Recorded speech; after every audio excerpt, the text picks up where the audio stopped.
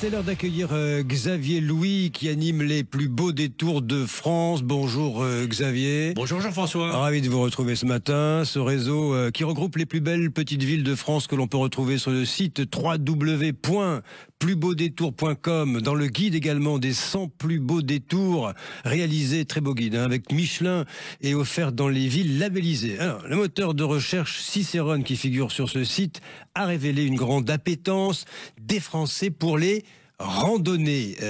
Vos plus beaux détours proposent de plus en plus de choix en la matière, Xavier.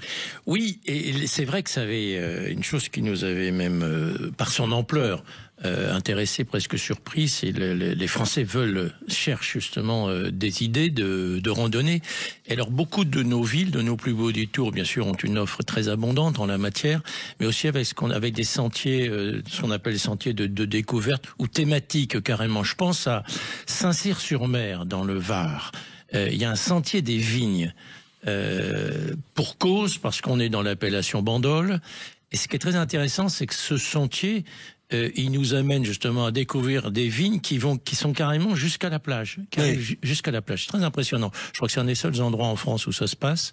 Et évidemment, ce sentier, il permet des aperçus sur des calanques, enfin, sur des choses vraiment extraordinaires, puisqu'on est, vous l'avez compris, au bord de la Méditerranée. Dans un contexte alors, complètement différent, Mende en Lozère propose un itinéraire un sentier qui permet de remonter d'accéder au belvédère du mont Mima en empruntant le chemin de croix de Saint-Privat. Et on arrive alors jusqu'au sommet où il y a le fameux d'ailleurs aérodrome, la piste qui a servi de finale pour le tournage de la Grande Vadrouille. Ah, la Grande Vadrouille, Bourville, hein, mon vélo, mes chaussures. Xavier, lui, on peut aussi retrouver le lieu de tournage de Bienvenue chez les Ch'tis. Hein. Alors tout à fait différent, effectivement, on est dans le nord, là, à Bergues. Et alors ça c'est sympa aussi parce que la ville vous propose toute une balade, un sentier en quelque sorte de randonnée dans la ville, et on peut le faire avec un guide qui vous raconte tous les lieux de tournage, les anecdotes d'ailleurs de ce tournage de Bienvenue chez les Ch'tis à Bergues, qui est, comme vous le savez, une très très jolie ville. On peut aussi revenir à Tende, Jean-François. Tende, on en avait parlé dans les Alpes-Maritimes. Alors, partir du hameau de Casterino à la découverte des sites archéologiques dont on avait dit un mot, qui sont au cœur du parc national de Mercantour. Là, c'est une très très belle randonnée.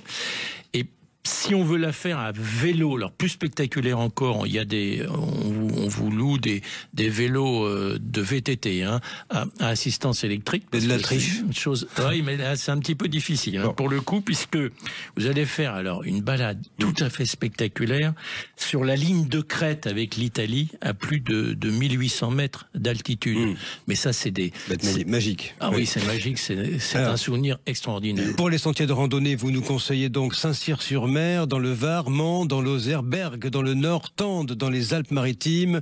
Vous retrouvez ces villes sur le site www.plusbeaudétours.com. Vous choisissez la destination en confiant vos préférences et vos envies à l'ami Cicérone. Merci Xavier Louis, à demain. À demain.